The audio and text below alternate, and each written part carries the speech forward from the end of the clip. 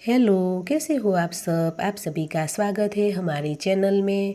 तो यह आप देख सकते हो कि आटा ख़त्म हो गया है, तो गेहूं को पीस लेंगे। तो गेहूं पीस रहे हैं तब तक हम सब्जी बना लेंगे। तो सब्जी में बना रहे हैं गवार फली की सब्जी।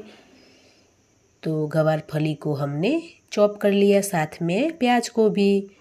तो तड़का लगाएंगे। तो यह देख सकते हो कि तेल हमारा गरम हो गया है। तो इसमें राई डाल दी। राई चटक जाने के बाद जो हमने प्याज को चॉप किया था, इसमें बेसिक मसाले डालकर पेस्ट बना ली। तो वो डाल के हमने फिर गवार फली को चॉप किया था वो डाल देंगे और अच्छे से मिक्स करेंगे। तो गवार फली की सब्ज़ी बहुत ही अच्छी और टेस्टी बनी थी। तो यह मिक्स करेंगे।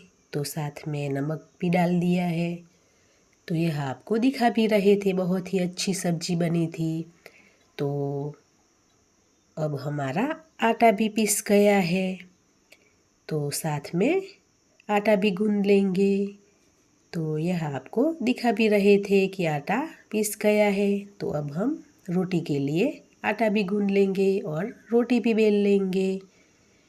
तो यह देख सकते हो कि सब्जी बन गई है।